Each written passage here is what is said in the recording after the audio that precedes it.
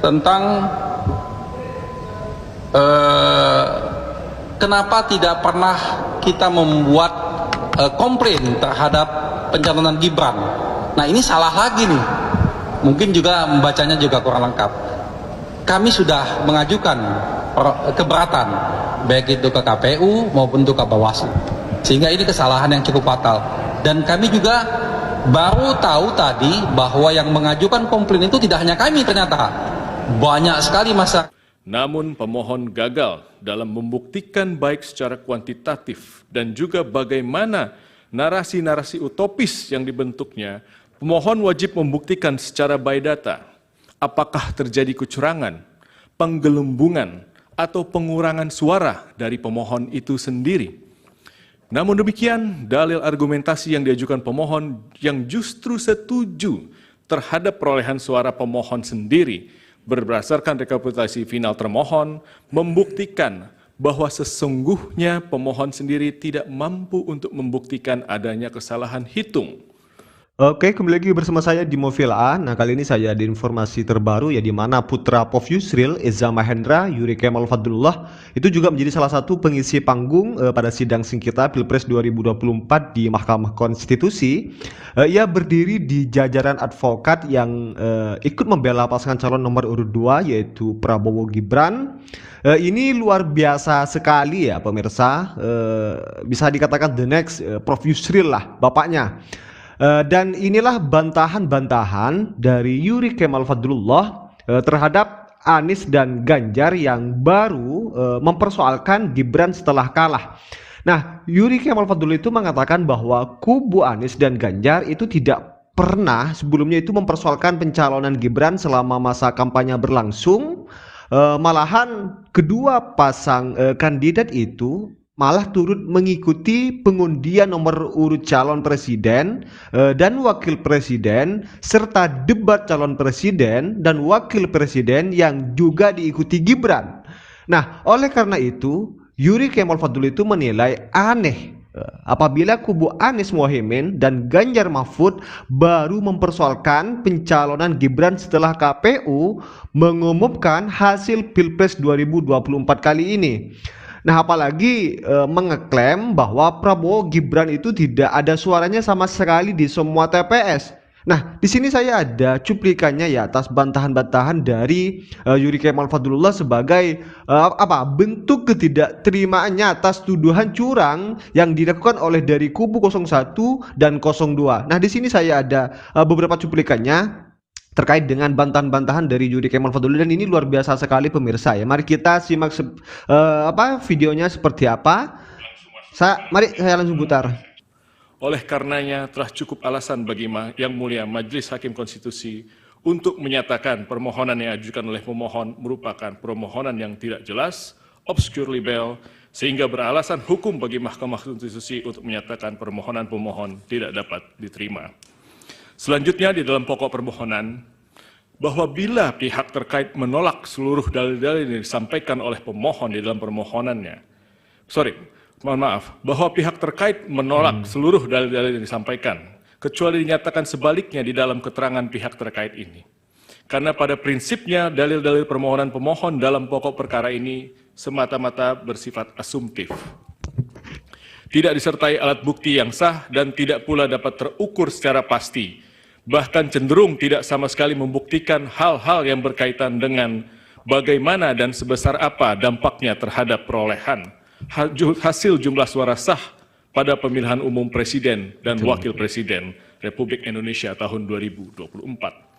Perlu juga pihak terkait sampaikan sebelum memberikan tanggapan secara spesifik mengenai akumulasi dalil-dalil dan argumentasi pemohon, bahwa Mahkamah Konstitusi sebagai lembaga peradilan yang independen dan imparsial tentunya harus membatasi diri dalam hal mengadili perkara-perkara yang bersifat politis atau seperti halnya dalam konteks perselisihan hasil pemilu ini, agar tidak menjadi objek politisasi dari cabang kekuasaan lainnya ataupun pihak-pihak lainnya. Namun mengingat fenomena judicialization of politics merupakan sesuatu yang tidak dapat dihindari saat ini oleh Mahkamah Konstitusi, maka menjadi suatu hal yang penting dan utama bagi Mahkamah Konstitusi untuk mengedepankan prinsip pembatasan diri atau judicial restraint dalam memutus perkara perselisihan hasil pemilu agar nantinya Mahkamah Konstitusi tidak menjadi objek politisasi. Selanjutnya, untuk menghindari adanya pengulangan, dapat kami sampaikan bahwa hal-hal yang telah disampaikan pada bagian pendahuluan dan eksepsi secara mutatis mutandis merupakan bagian yang tidak terpisahkan.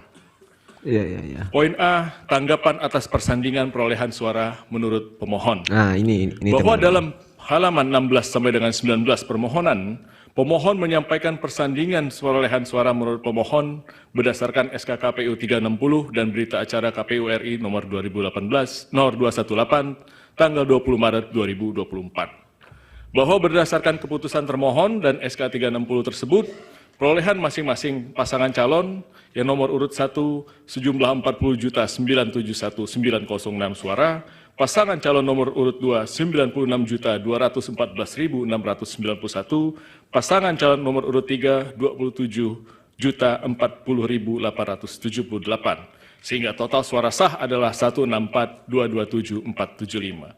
Sedangkan apa yang menjadi perbedaan di dalam jumlah suara sah yang terdapat di dalam putusan KPU tersebut adalah di mana pasangan calon nomor urut 2 adalah 0.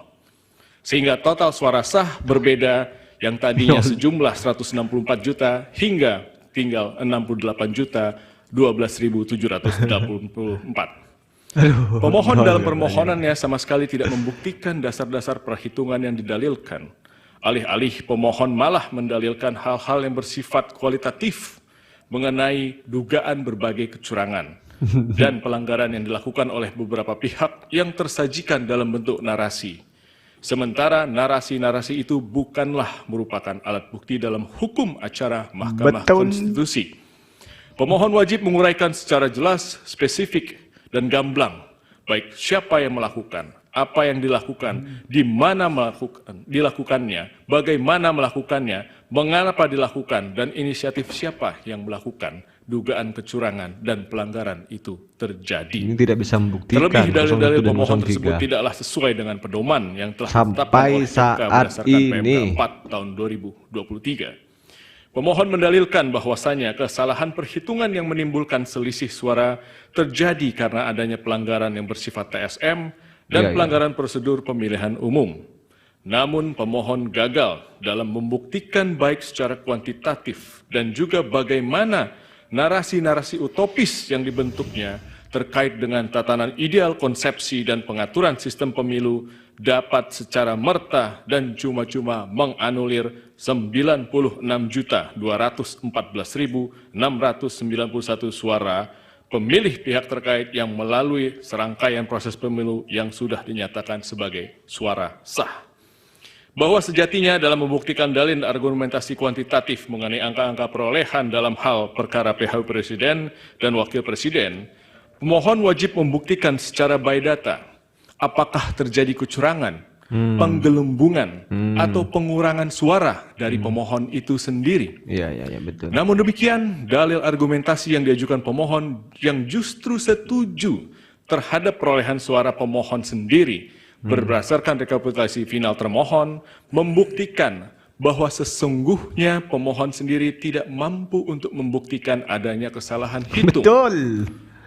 penggelumbungan, Sampai ataupun saat ini pembuktian masih belum ada yang kuantitatif bisa terhadap hasil membuktikan. perolehan suara yang telah Cuma ditetapkan hanya oleh termohon. narasi dan Justru narasi. kemudian dengan ketidakmampuannya membuktikan adanya perbedaan perolehan suara secara merta-merta dan menganulir suara total pihak terkait. Tidak ada satu alat bukti pun yang bersifat kuantitatif yang diajukan oleh pemohon untuk membuktikan bahwa perolehan suara dari pihak terkait adalah 0. Dan yang lebih esensial adalah tidak ada salah satu bukti pun yang diajukan berupa rekomendasi dan atau putusan dari Bawaslu RI maupun putusan pengadilan yang telah berkekuatan hukum tetap yang menyatakan atau setidaknya menjadi dasar bahwa pihak terkait terdiskualifikasi. Selanjutnya mohon izin yang mulia bagian selanjutnya disampaikan oleh rekan kami Pak Dr. Fahri Bahmid. Terima kasih. Ya mungkin saya rasa cukup ya terkait dengan tanggapan dari Yuri Kemal Fadlullah sebagai atau selaku pengacara atau tim hukum dari 02 Prabowo Gibran. Ya, seperti apa tanggapan kalian terkait dengan bantahan-bantahannya? Kira-kira lebih masuk akal yang mana?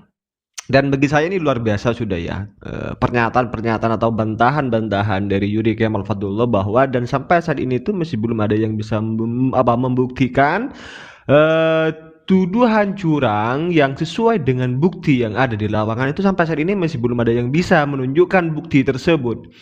Tapi gak tahu kalau menurut pemirsa semua ya seperti apa tanggapan kalian, tulis di kolom komentar, dan salam demokrasi. Dan jangan lupa tekan tombol subscribe dulu ya juga biar kalian tidak ketinggalan informasi-informasi dari channel ini.